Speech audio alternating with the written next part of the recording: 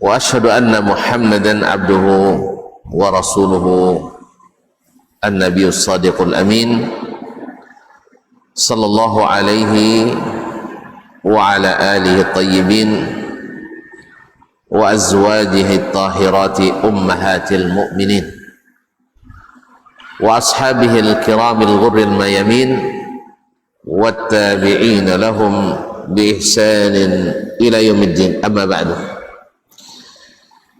Bapak dan ibu-ibu, saudara-saudara dan saudari-saudari jemaah salat maghrib dan insyaallah isya di Masjid Al-Muhajirin Pajajaran Bukit Kratai, Kecamatan Rumbio Jaya, Kabupaten Kampar, yang saya muliakan, yang saya hormati, yang saya cintai.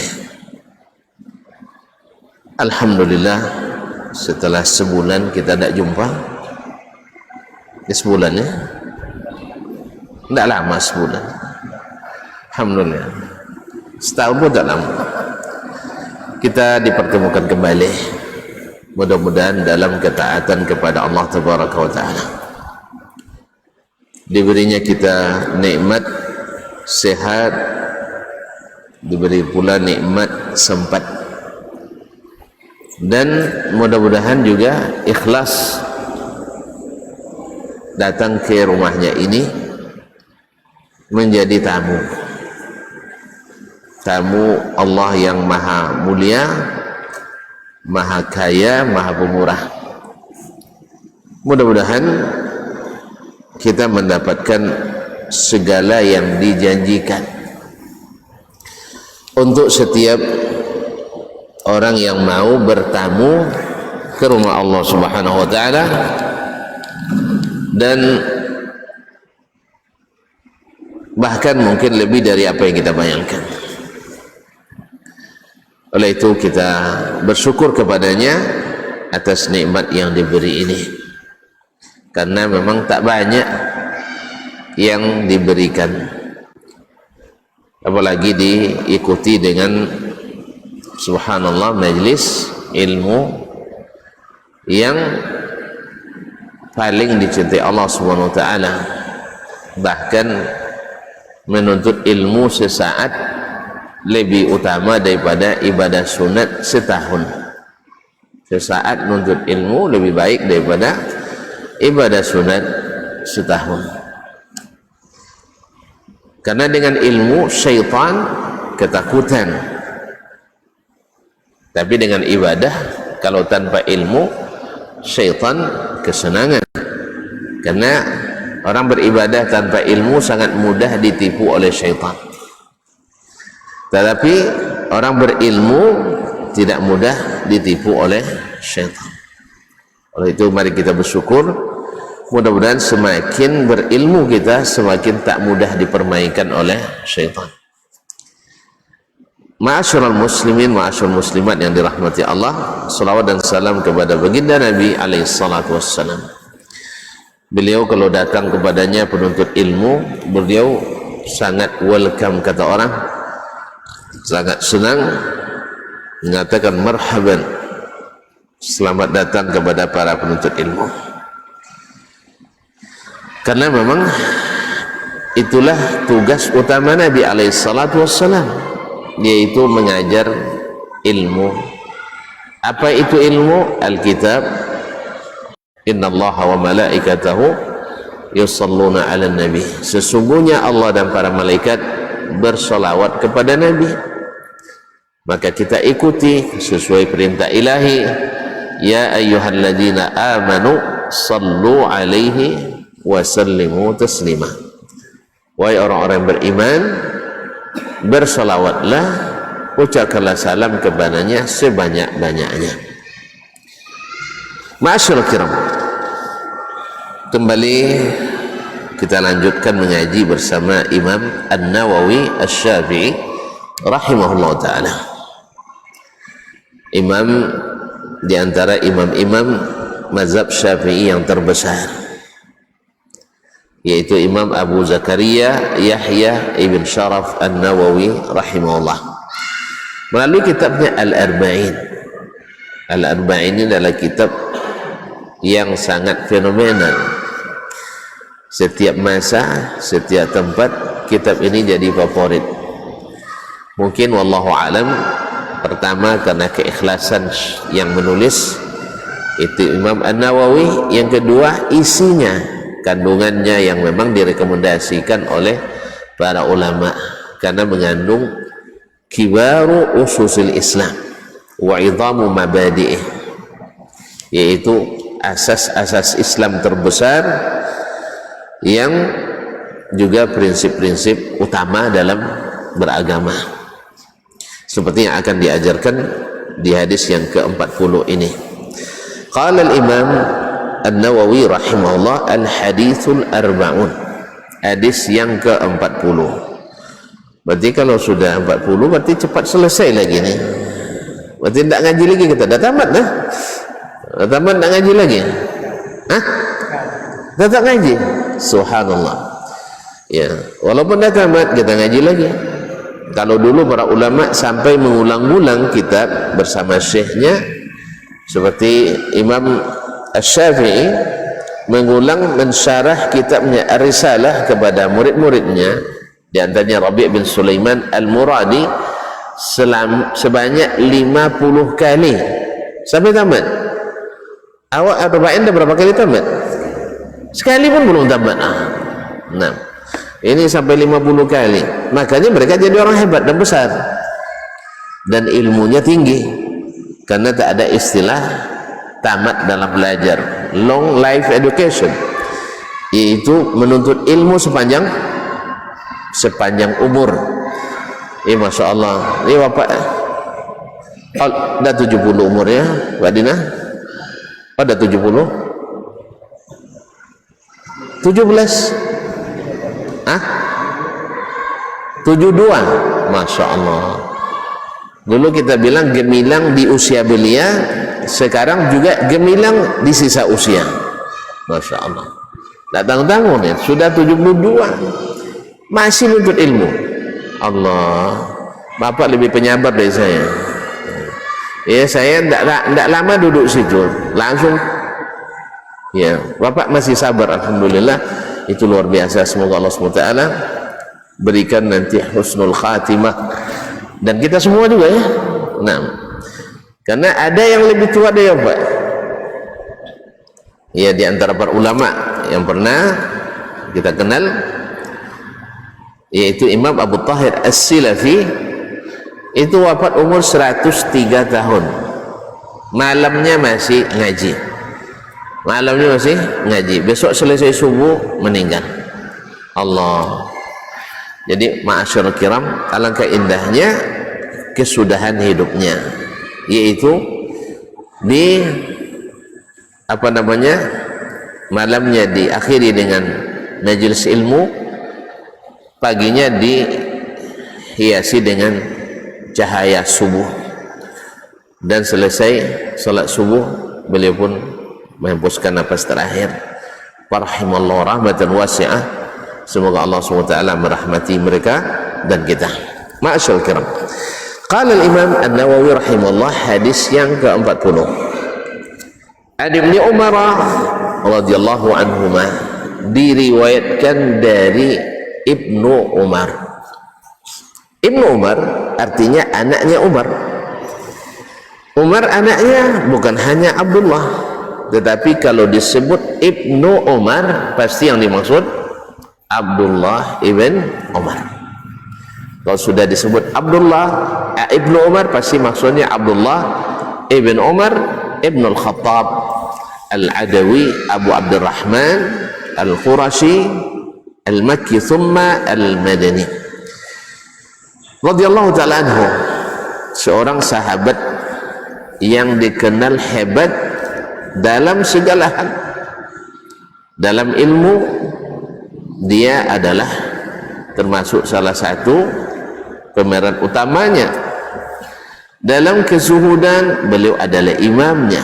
Dalam mengikuti sunnah Nabi sallallahu alaihi wasallam beliau paling hebat, sampai dikatakan beliau bila musafir berusaha berhenti di tempat Nabi berhenti, makan di tempat Nabi makan, bahkan buang hajat di tempat Nabi buang hajat. Ya, bagi kita mungkin kok seperti itu sekali, karena memang cinta itu membuat kita ingin mengikuti, kagum kepada semua sisi.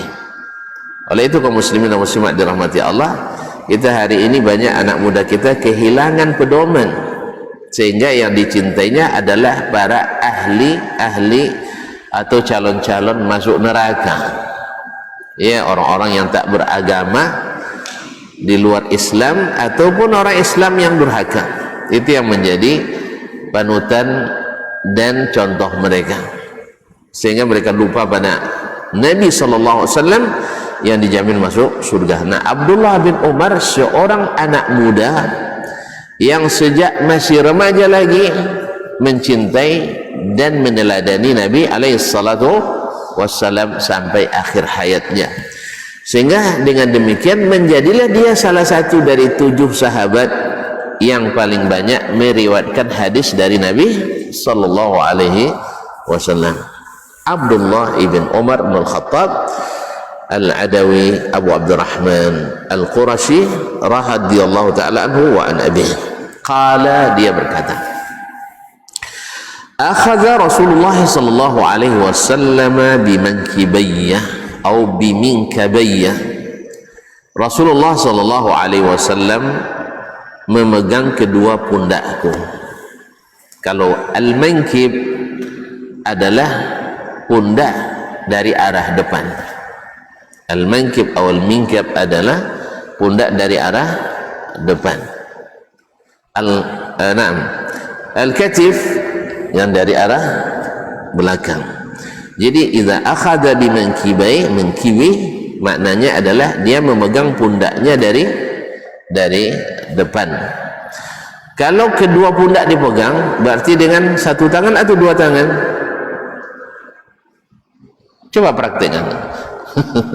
Kalau kedua pundaknya dipegang berarti dengan dua? Hah? Ya dengan dua tangan kalau dipegang. Tapi kalau top ya, ayalah satu. Jadi dipegang dengan kedua tangannya begini. Ini kaum muslimin dan muslimat dirahmati Allah. Pertama, Abdullah bin Umar masih anak muda.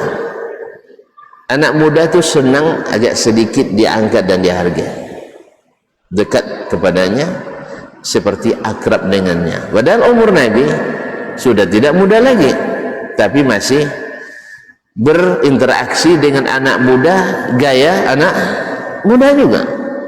Ini gaya anak muda. Enggak, saya dah tua, jangan coba-coba sentuh saya. Kalau enggak cium tangan, jangan sentuh saya. Enggak. Nabi SAW bisa duduk beratur lutut dengan anak muda, bisa pegang pundak anak muda, bisa boncengan naik onta atau keledai dengan anak muda. Makanya kalau nampak ustaz nanti naik motor sama anak muda, bagus itu. Ya, naik motor ustaz yang bawa gitu, motor tracker pun tidak masalah, atau apa namanya, supaya pelajaran itu lebih cepat dicerap olehnya. Maka dipegangnya pundak Abdullah bin Umar radhiyallahu taala anhu untuk menarik perhatian dan menunjukkan keakraban dengan Abdullah ibn Umar radhiyallahu taala. Kaum muslimin dan muslimat dirahmati Allah, pada beda umurnya waktu itu tidak kurang dari 30 tahun. Dengan 30 tahun beda umurnya. Faqala, lalu Nabi sallallahu alaihi wasallam berkata kepadanya, kun fid dunya ka'annaka gharibun aw abiru sabil. Jadilah kamu di dunia ini wahai Abdullah seperti orang yang gharib, orang asing, atau abiru sabil, atau orang yang dalam perjalanan. Dunia ini ternyata bukan tempat tinggal, bukan tempat menetap, kecuali tinggal sementara, menetap sementara. Mana yang lebih lama kita, di dunia atau di alam kubur? Hah? Alam kubur lebih lama, di dunia hanya sementara. Tetapi fase ini kaum muslimin dan muslimat fase paling menentukan, paling menentukan. Kalau boleh kita analogikan, dibandingkan kita ketika di kampung misalnya, mungkin tak terbuka pintu-pintu rezeki kita, lalu pergi merantau. Ada yang pergi merantau mencari ilmu, sah, untuk bekal pulang kampung. Jadilah setelah pulang seorang alim. Kalau bahasa kita di kampung sini, seorang buya ya, atau kiai. Nah, mana yang lebih lama diam di kampung atau pergi merantau tadi? Mana lebih lama? Biasanya diam di kampung lebih lama. Tetapi hasil dari perantauan itu yang dinikmatinya. Ketika dia pulang bawa ilmu, jadi kiai misalnya, banyak yang nak ambil menantu. Ya tak? Sini tak ada yang suka sama kiai ya? Hah? Tak ada? Kalau di Jawa sana, Masya Allah, kalau kiai, orang antarkan anaknya untuk dinikahi oleh kiai. Awak sikolamu nanti tidak ada orang. Tapi kalau tolong jangan. Sekarang izinnya payah. Kaum muslimin muslimat dihantar orang. Artinya ketika ilmu dihargai orang akan cari. Demikian pula kalau merantaunya cari harta, pergi merantau, yang diingatnya bawa uang pulang. Jadi penyambung hidup ketika sampai di kampung. Dari harta yang dia dapat di perantauan itu, misalnya pulang ke Pajajaran, apa sumber kehidupan yang sangat diandalkan Pajajaran? Sawit ya. Dia pulang bawa 50 miliar misalnya dapat di kampung di perantauan bawa 50 miliar. Berapa ekor sawit? Berapa hektar sawitnya? Ratusan hektar. Dia merantau mungkin waktunya 15 tahun untuk mengumpulkan uang itu, tapi dia nikmati berpuluh tahun, bahkan mungkin sampai pada anak cucu dan keturunannya dari hasil perantauan yang tadi hanya sebentar dibanding dia lamanya.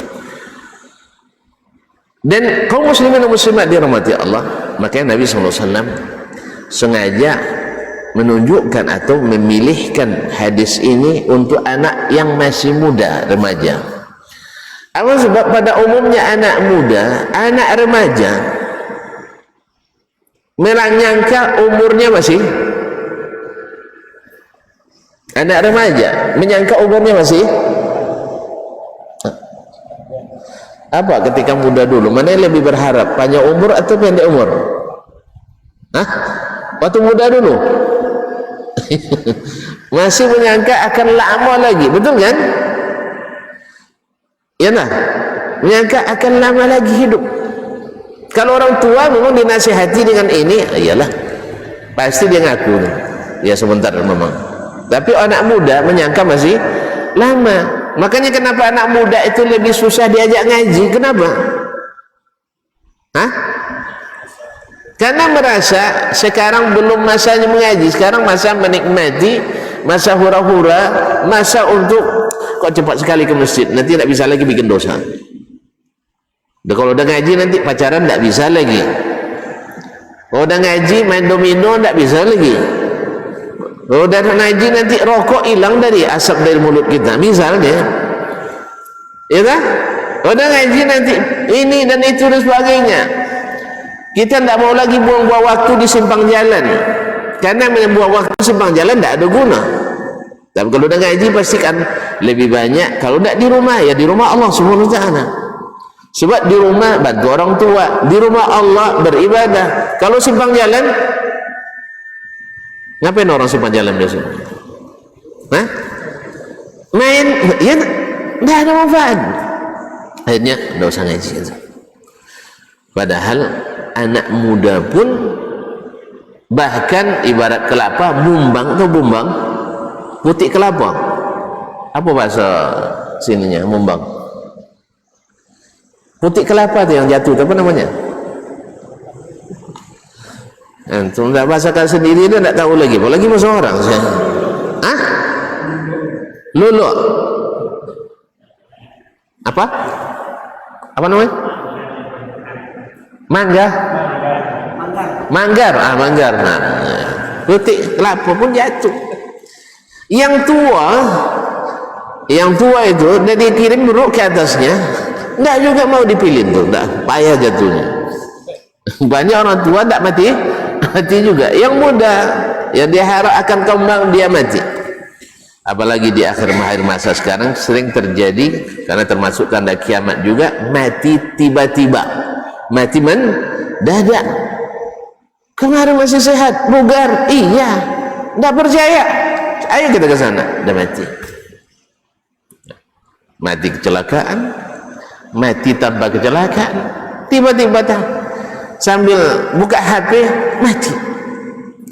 Ada matinya, tiba-tiba dia tidur pasang headset di sini, habis itu datang petir mati.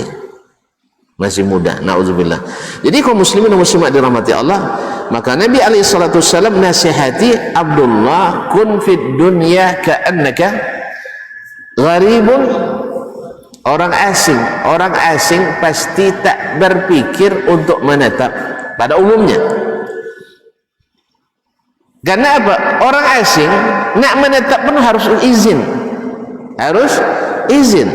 Dan Allah sudah tetapkan tak ada izin menetap di sini selamanya. Tak ada izin menetap bagi warga asing. Kalau negeri kita Indonesia alhamdulillah agak longgar ya. Kalau antum pergi ke negeri lain, ya tidak usah jauh-jauh, ke Malaysia saja, habis bisa kena tendang kita, iya kan? Betul tak? Habis bisa kena tendang. Kalau di sini alhamdulillah aman-aman lah. Ya, orang asing kan yang beli pulau di sini aman aja deh. Nah, kita masih lumayan ya. Nah, kaum muslimin dan muslimat dirahmati Allah. Di sini di dunia tidak ada masa kita untuk menetap lama, seperti orang musafir atau orang asing. Mana yang lebih cepat perginya, musafir atau orang asing? Hah? Iya musafir. Orang dalam perjalanan. Orang perjalanan kadang tidak singgah, no. Paling singgahnya beli goreng, atau singgah makan, atau singgah buang air, iya sah? Habis itu dia pergi, atau dia mencari hajatnya, misalnya nak cari dagangannya, habis itu pergi.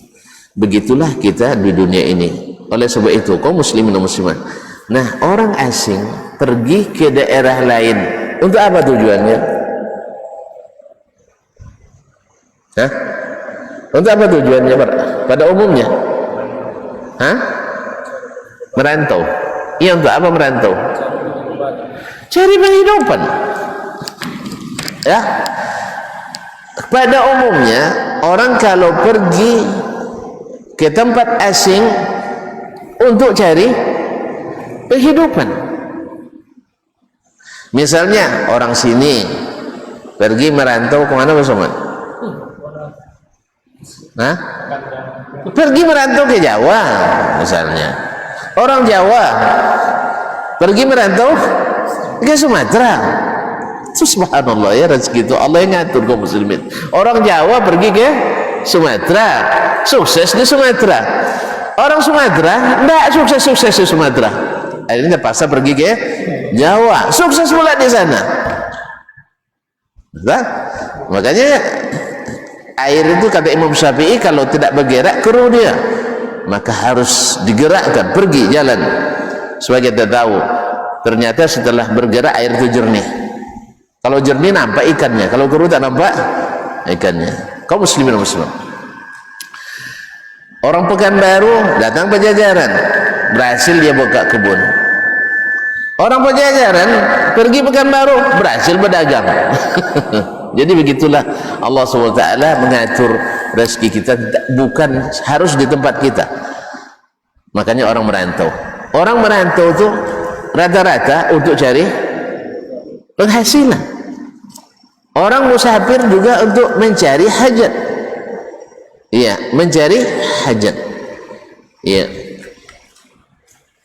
Dan setelah hajatnya didapat, dia kembali.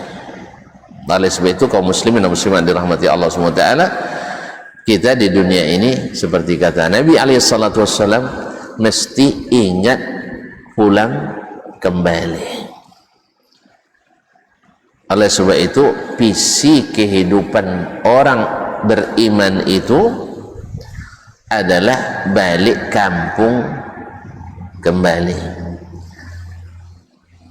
Saya lihat di antara orang perantau, misalnya merantau ke Malaysia, itu pengalaman orang-orang yang merantau, bila dia berminat untuk balik kampung, apalagi kalau sudah ditunggu oleh anak gadis kampung.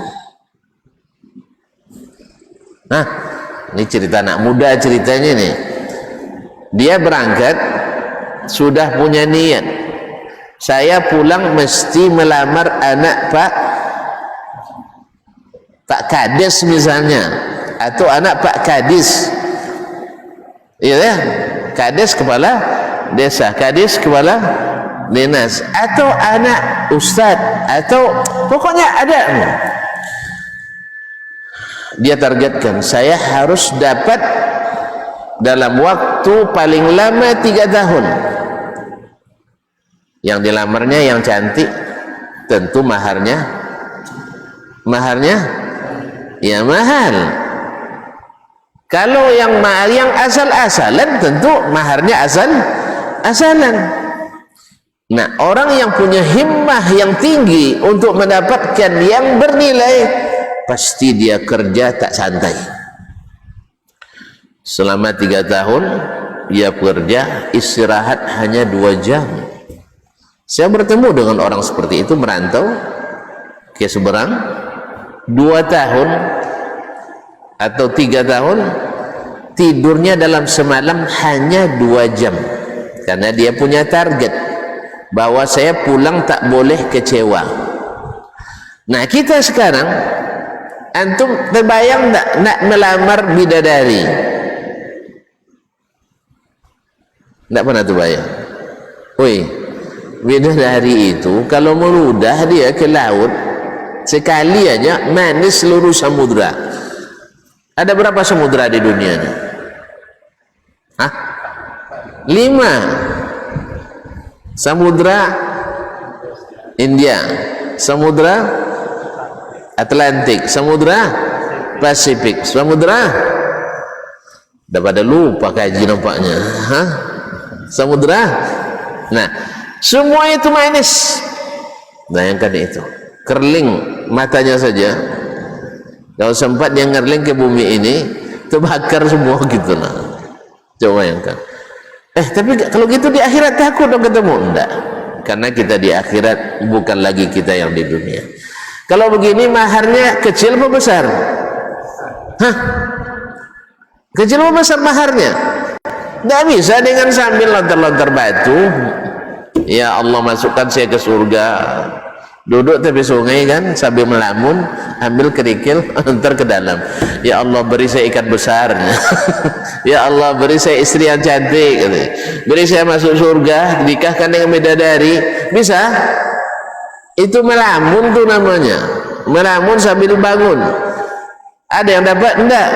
Makanya ada seorang ulama di kalangan as-salaf, dia jumpa dengan anak muda di tepi sungai sambil lantar kerikil, ya Allah masukkan saya surga, ya Allah beri saya istri hurul ain. Apa katanya? Ya bunayya, a'dhamtal khutbah wa aqlaltal mahar. Kamu pinangannya besar tapi maharnya kecil, kerikil. Jelas ya? Jadi kalau nak man khatabal hasna'a sabara alal bazli, kata penyair Arab, siapa yang melamar yang cantik mesti siapkan mahar yang besar. Ma'asyiral kiram dirahmati Allah.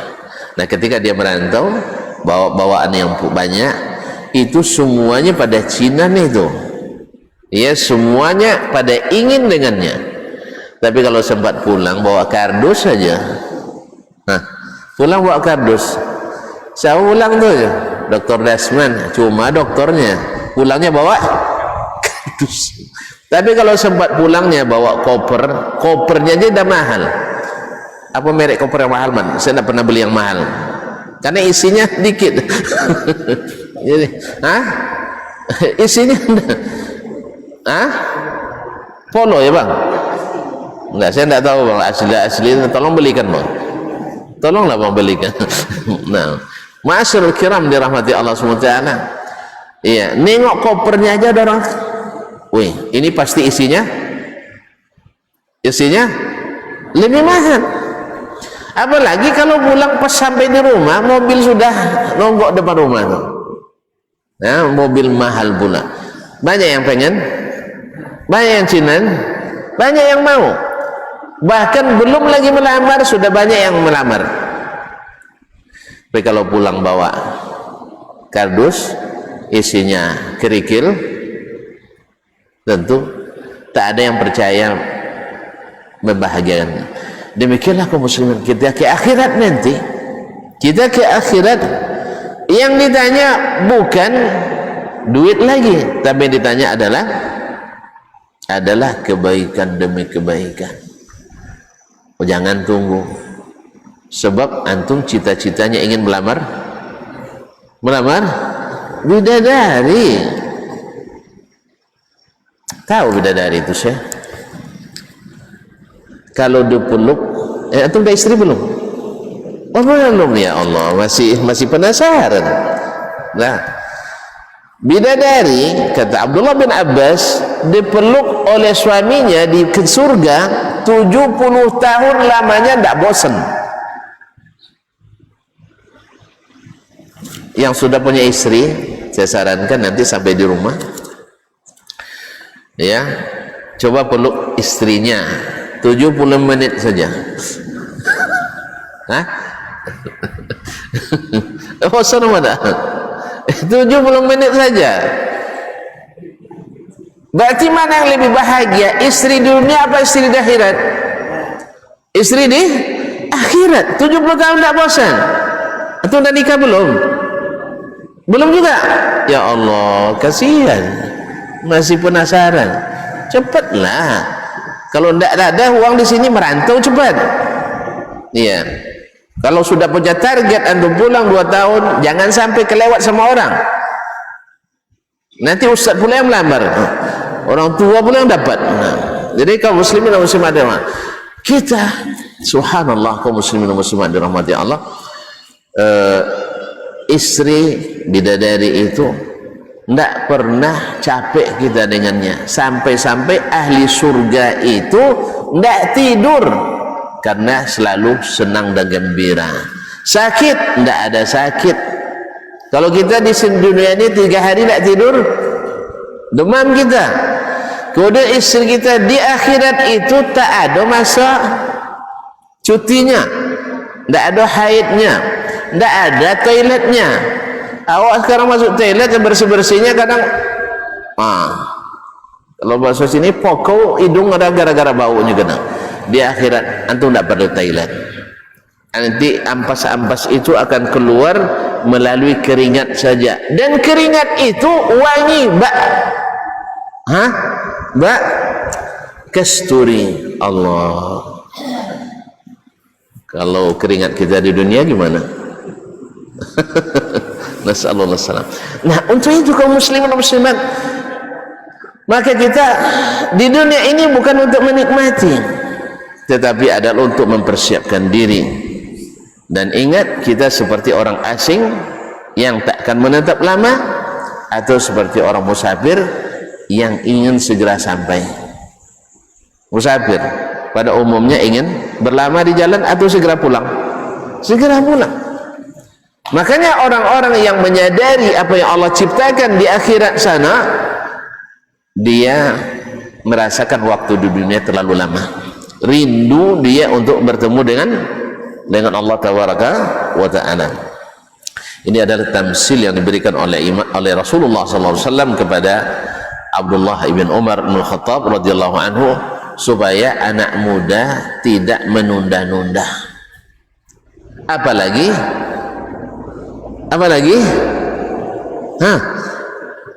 saya ulang kembali, supaya anak muda tidak menunda-nunda. Apalagi orang tua, gitu aja kok repot. Anak muda kan dalam perkiraannya panjang lagi waktunya, tidak boleh menunda. Karena 40 tahun itu sebentar saya, 60 tahun itu sekejap. Kita akan cepat pergi. Apalagi kalau seandainya kita dipanggil sejak awal lagi. Oleh sebab itu, antum kalau sudah terpaut dengan bidadari, maka sebanyak apapun berseliweran di depan kita di dunia ini, di perantauan ini, tak pengaruh, ya kan? Betul kan? Makanya yang saya katakan tadi, yang tak tidur kecuali dulu 2 jam sehari semalam, dia tinggal di lingkungan kampus atau di sekitar kampus, banyak anak gadis di situ, tapi dia tak terpengaruh. Apa sebab? Ingat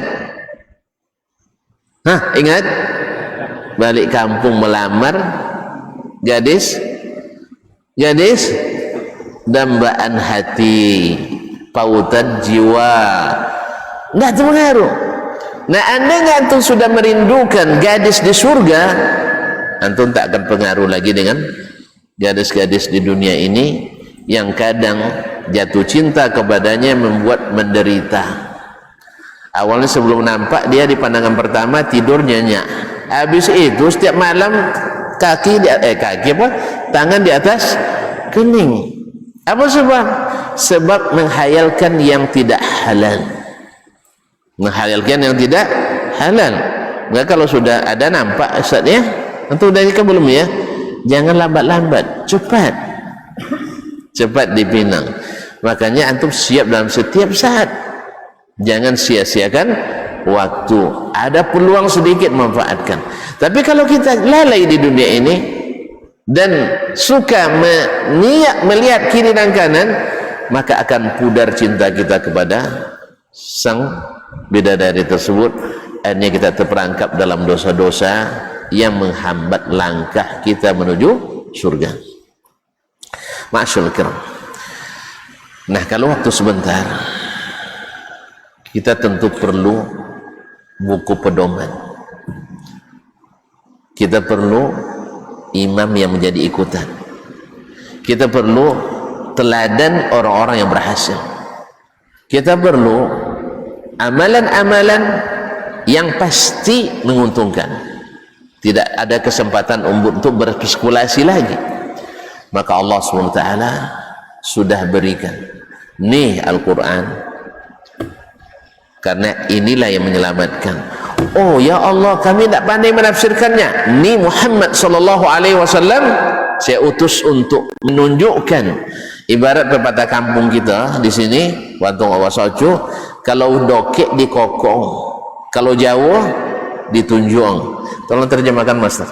Nah, kalau jauh ditunjukin, tuh jalan yang benar itu, tuh amalan yang disukai Allah SWT, itu yang menguntungkan perdagangan kita di dunia. Kalau seandainya dekat, ini pegangkan tangan kita, ini kerjanya. Jadi ibarat bekerja kita dengan seorang manajer, dia tunjukkan, man, ini yang kamu kerjakan, pegangan. Ambil pena, ini pegang pena, ini contreng sini, ini coret sini, contreng sini, ini kerjakan. Jangan kerjakan yang sebelah sana, itu kerja orang itu. Ya jelas? Nah, yang jauh dia tunjukkan, itu ke sana ya. Dan itulah tugas Nabi Muhammad sallallahu alaihi wasallam. Setelah Nabi kita Muhammad sallallahu alaihi wasallam selesai tugas, Allah terima laporan tugasnya, wa raditu lakumul islama dina, aku sudah ridha Islam yang didakwakan Muhammad sallallahu sebagai agama, maka ikuti itu.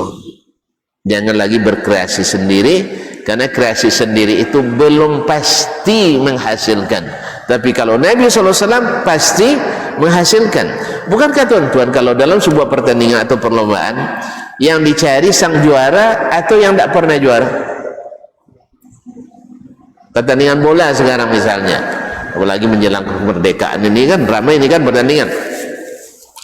Anda akan mencari orang yang mencontoh yang selalu juara timnya atau yang tidak pernah lulus di kualifikasi aja sudah didiskualifikasi?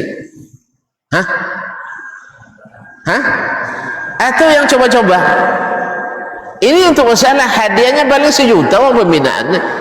Orangnya 18 orang, uang pembinaan 1 juta. Berapa per orang tuh? Tanding 3 kali. Penyisihan, maju ke semifinal, maju ke final. Dapat uang pembinaan 1 juta. Untuk berapa pemain? 11 orang. Tambah cadangan 7. 18 orang. Tapi luar biasa kita akan mencari strategi orang-orang yang ahli dan pasti. Masa untuk kemenangan di akhirat yang tak bisa diralat, tidak bisa diralat, kita tidak mau mengikuti apa yang sudah pasti dari Nabi SAW. Makanya merugilah kita kaum muslimin, seperti kata Ibnul Jauzi, seperti kata Imam Ibnul Jauzi Sayyidul Khatir. InsyaAllah selepas azan kita sampaikan.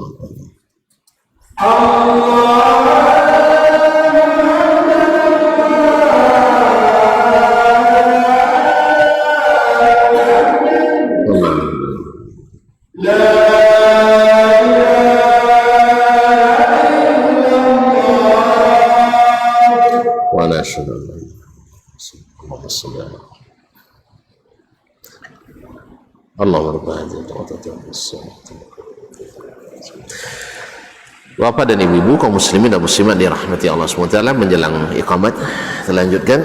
Berkata Imam Ibnul Jauzi rahimahullah, beliau menyebutkan permisalan kita di dunia ini ibarat penumpang kapal, ibarat penumpang kapal singgah di sebuah pulau, singgah di sebuah pulau dan waktunya hanya sehari. Kan umur dunia ini kaum muslimin, umur dunia hanya hitungan hari dibandingkan dengan akhirat, karena sehari di akhirat sama dengan 1000 tahun. Di umur kita dunia ini, kalau sejak Nabi diutus sampai sekarang udah berapa tahun? Baru 1000, baru 1,5 hari, baru 1,5 hari di akhirat. Lalu dia katakan seperti pun orang naik kapal sehingga di sebuah pulau hanya sehari, dari pagi sampai petang. Pulaunya indah, pasir putih berkilau, diterpa sinar mentari, airnya jernih, angin sepoi-sepoi basah menambah asyiknya suasana. Pohon nyiur melambai-lambai, di seberang ada pulau, dan kerikil-kerikil pun putih-putih, indah-indah, mungkin tak susah didapat di tempat lain. Lalu sang nakhoda mengumumkan bahwa di sini tuan-tuan diberi waktu hanya 1 hari. Di pulau itu, di samping pemandangan yang indah, ada kekayaan alam seperti emas dan perak, ada pula intan mutiara yang harus disulam di dasar lautnya.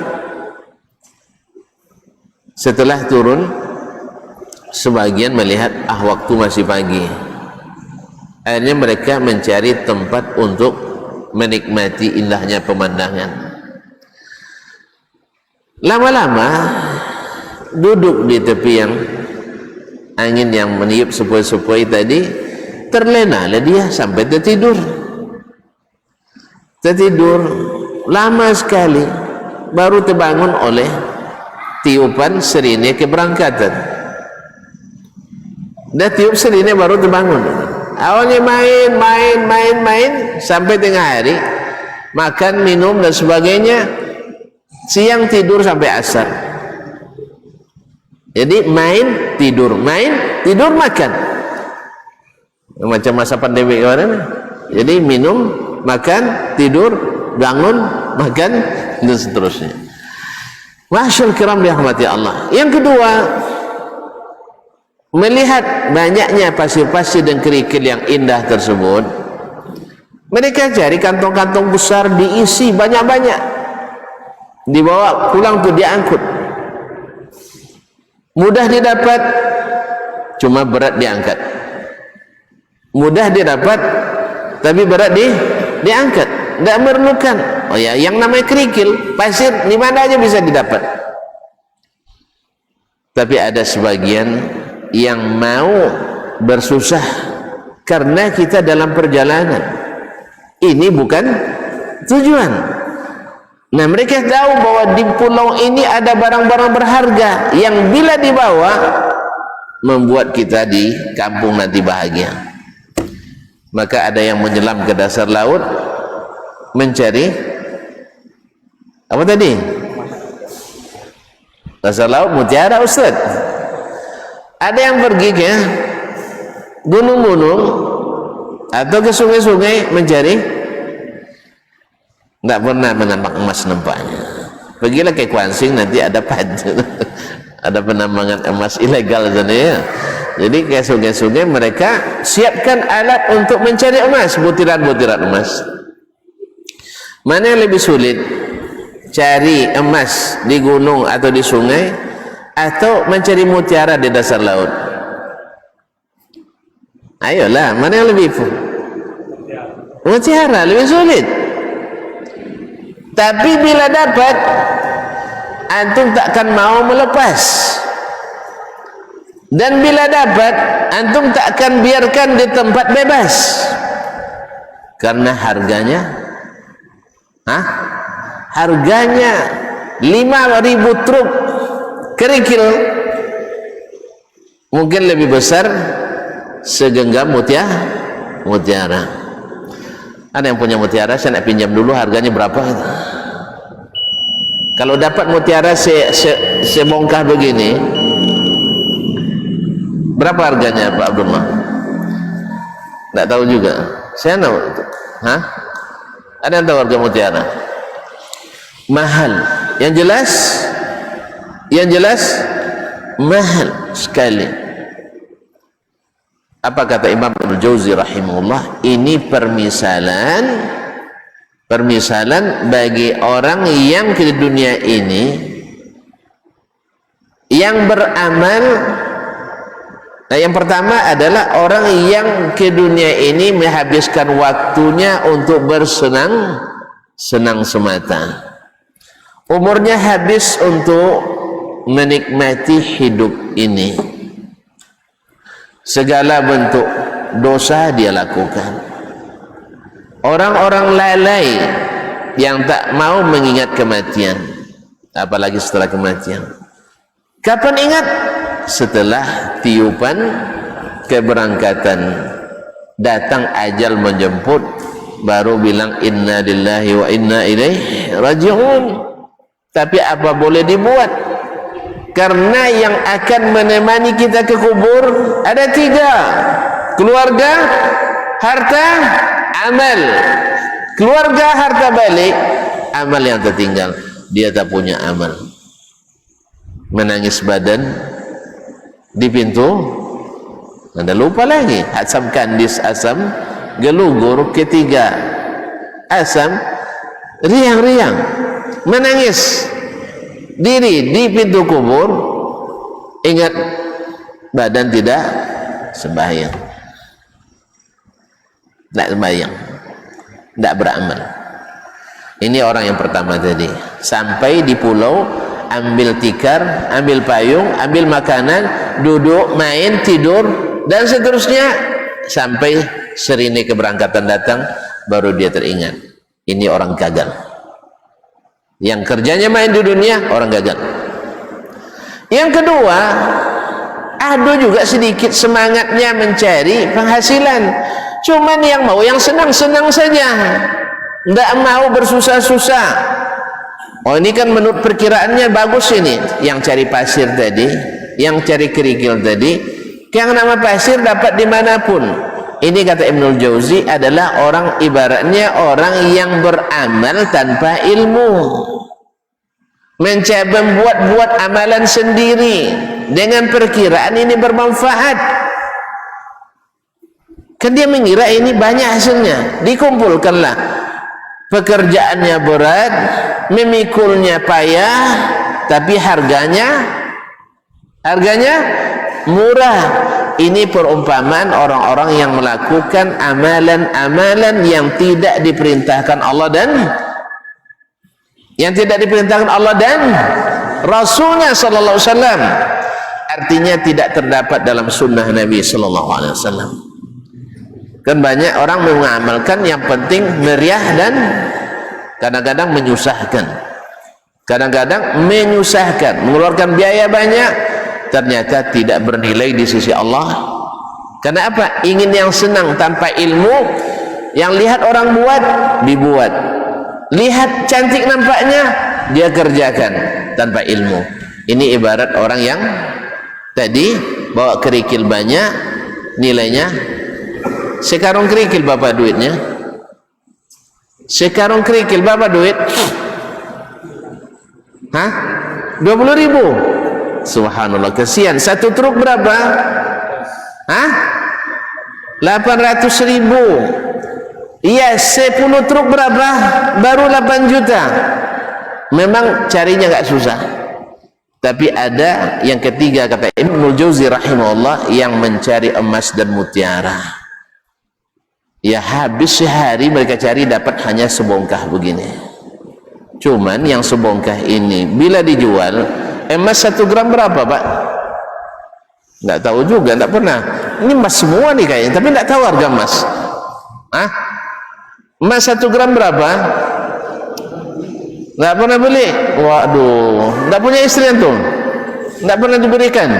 Ya Allah, ya Rabbi, sama juga kita kayaknya. Dah lama juga nggak beli memang. Ya, emas sekarang nggak kurang dari 1 juta 1 gram.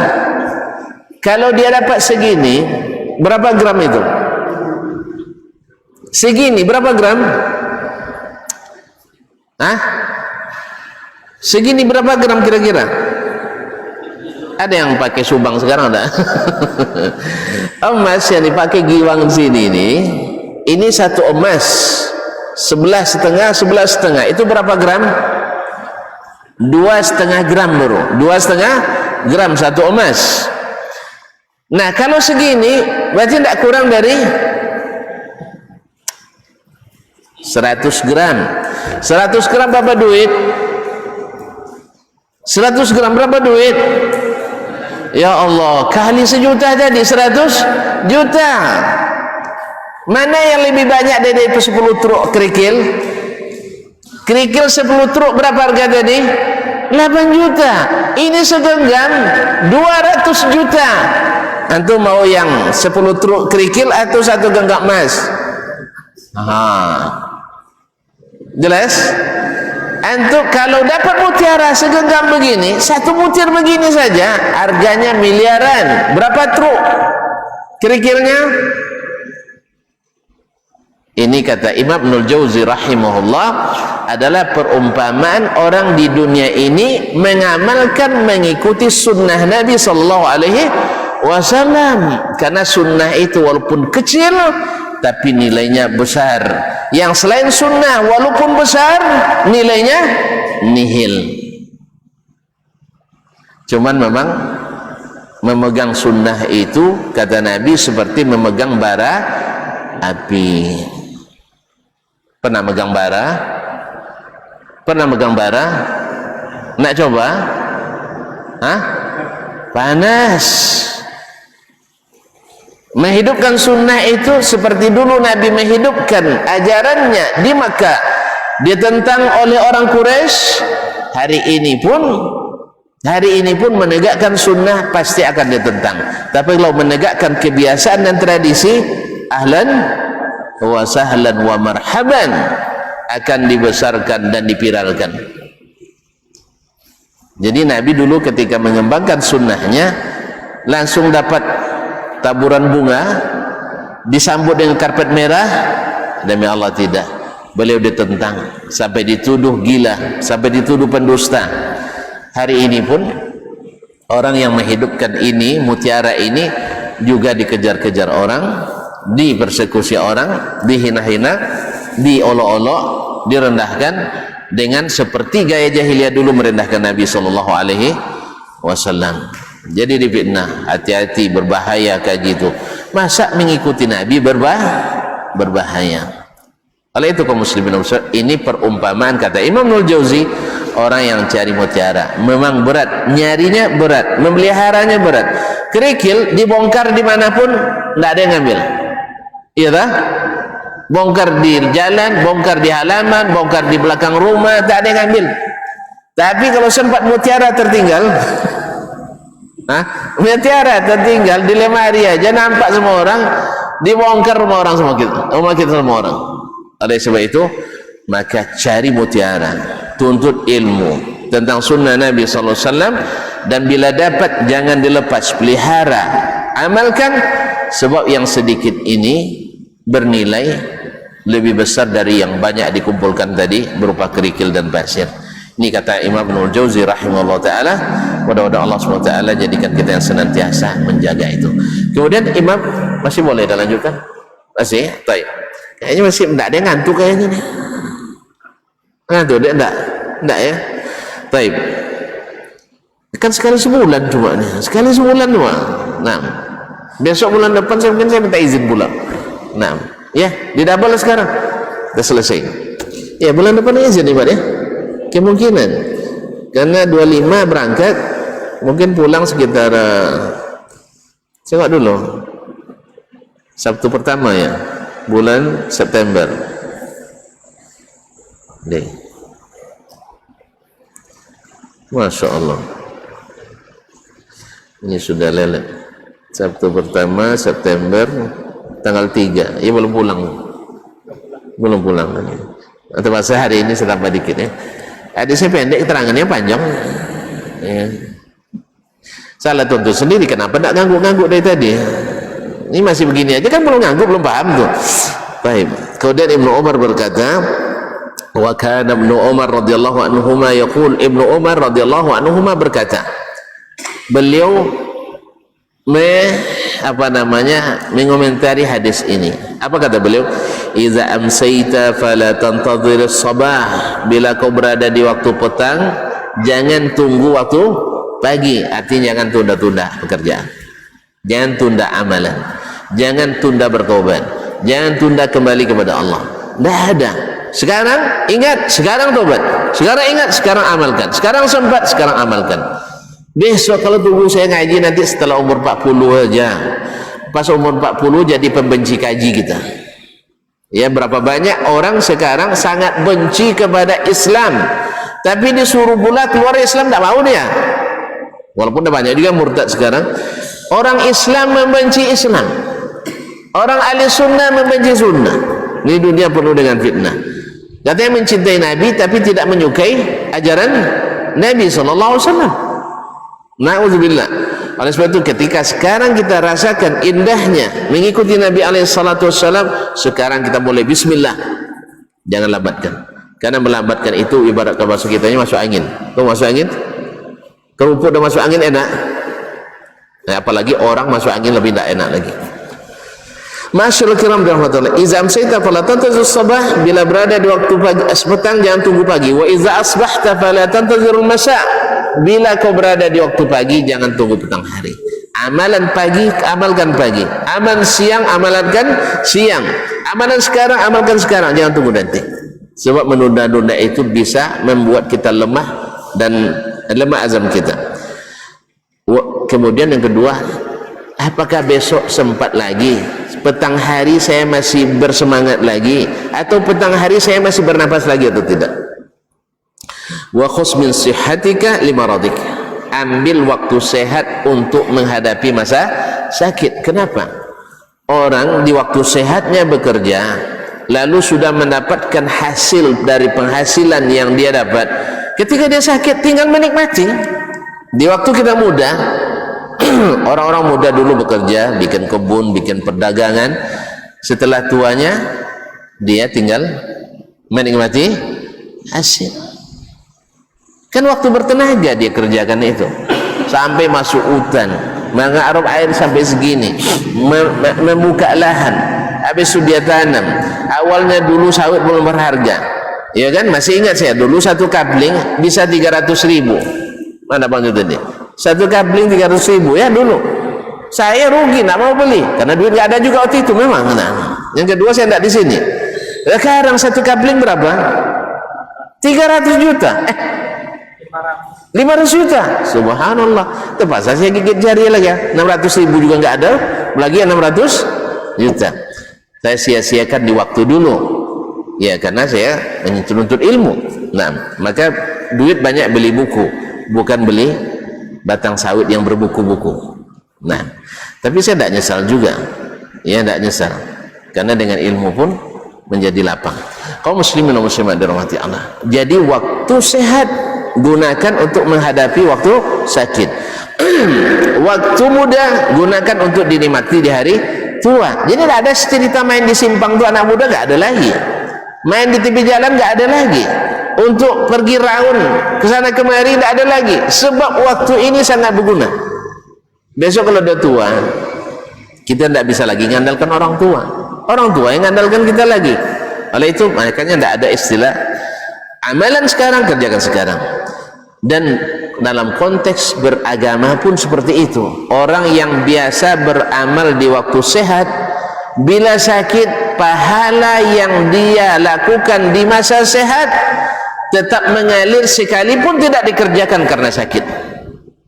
Tuan-tuan dan puan misalnya, waktu sehat setiap pagi mesti bersedekah, minimal kasih makan 8 orang.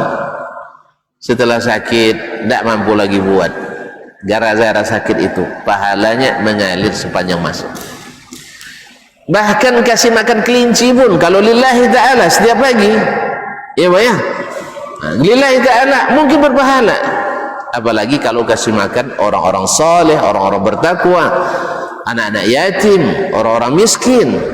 Di saat kita sudah tidak punya kemampuan lagi, karena terhalang itu tetap Allah tuliskan pahala. Demikian juga ketika kita musafir, tetap pahalanya tuliskan. Rugi orang yang sehat, rugi orang yang sedang mukim, rugi orang yang kaya, rugi orang yang masih muda tidak bekerja di saat itu, karena dia akan kalau udah sakit baru teringat.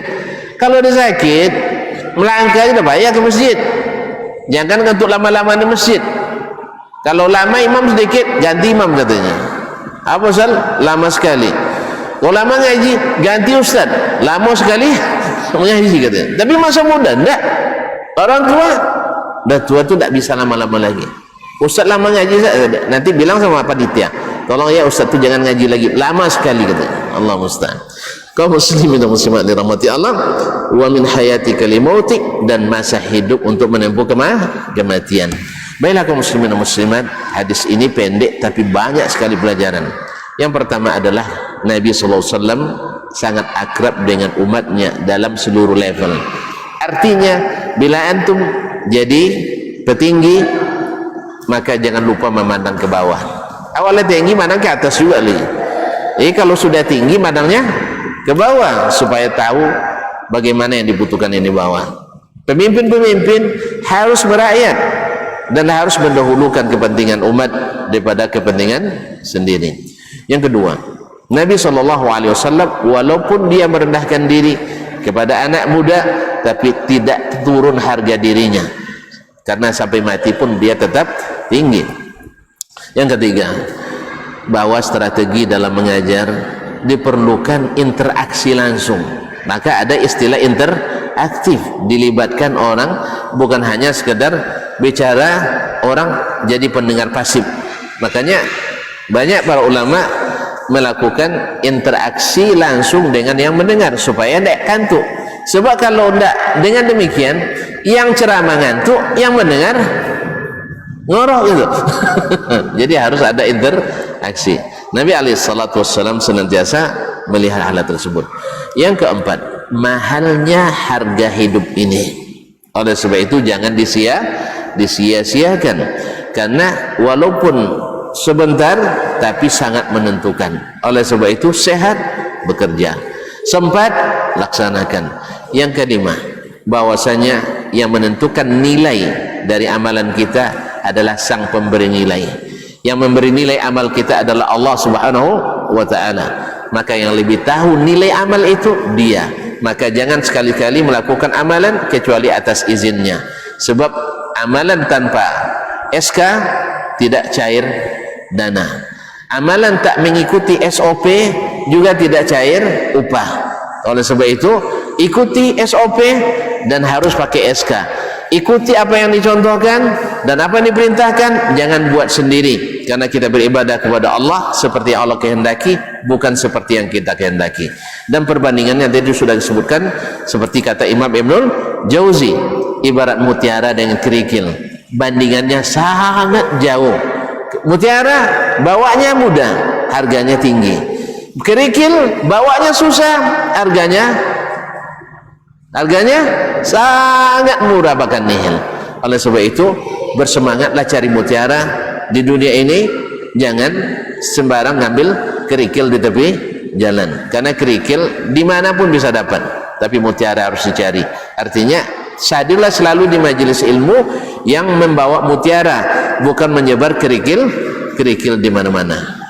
Yang keenam, kaum muslimin dan muslimat dirahmati Allah, anak muda memang harus selalu diingatkan, karena memang yang sering lalai itu adalah memang anak muda. Kita pun dah tua dan juga masih lama lagi, apalagi yang masih muda.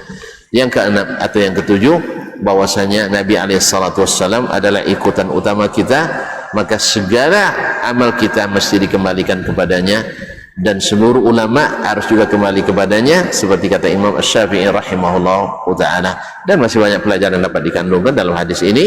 Semoga Allah SWT kuatkan kita dan selamatkan kita, dan jadikan kita orang-orang yang senantiasa yakin dan beriman kepada Allah, dan senantiasa setia mengikuti Rasulullah sallallahu alaihi wasallam, karena beliaulah sang juara yang tak pernah kalah. Beliaulah yang paling bertakwa, yang tak ada yang lebih bertakwa daripadanya. Amalannya yang paling sempurna, tidak perlu ditambah. Wallahu taala alam wa sallallahu ala nabiyyina Muhammadin wasallam. Karena sangat jelas keterangan saya, tidak ada pertanyaan lagi. Kan jelas sekali kan? Ya kalau jelas tak pertanyaan lagi, nanti tambah tak jelas. Saya cukupkan sampai di sini. Mudah-mudahan kita jumpa kembali. Kalau tak di sini, mudah-mudahan di surga yang abadi. Amin ya rabbal alamin. Mudah-mudahan sama-sama dapat bidadari ya. Ingat itu, harganya mahal, maharnya mahal. Maka di sekarang siapkan. Ya Ustaz ya, dari sekarang siapkan. Saya dulu dari umur-umur begini dah saya siapkan juga. Ya, minimal untuk bidadari dunia lah dulu. Sehingga dulu masa-masa antum umur berapa sekarang? 21. Oh, pas itu. Saya dah mulai berdoa, ya Allah, beri saya istri yang salihah. Cantik tidak masalah asal kaya. Lama berdoanya. Antum dah mulai? Dah mulai berdoa? Belum? Ah, mulai dari sekarang. Ya Allah, beri istri yang salihah biar cantik asal kaya. Kan Allah maha kaya, maha pemurah. Minta aja, insya Allah dia beri. Insya Allah dia beri. Jelas? Jadi jangan sia-siakan waktu, jangan sia-siakan kesempatan, jangan sia-siakan kesehatan. Mudah-mudahan Allah pertemukan kita kembali dalam sesempurna keadaan. Wabillahi taufiq wal hidayah. Wallahu ta'ala alam. Wa sallallahu ala nabiyyina Muhammadin wa sallam wa ala alihi wa ashabihi al-kiram. Wassalamualaikum warahmatullahi wabarakatuh.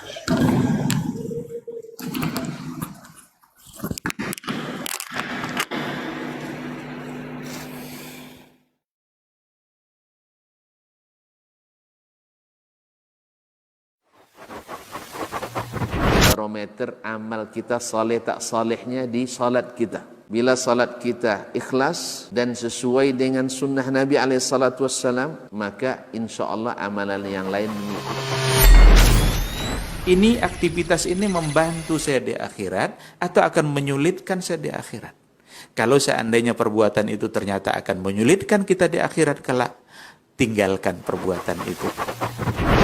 Anta ni'mal jund. Kamu adalah sebaik-baik prajurit. Coba lihat. Kamu adalah sebaik-baik prajurit. Maka tujuannya adalah menghancurkan kehidupan rumah tangga.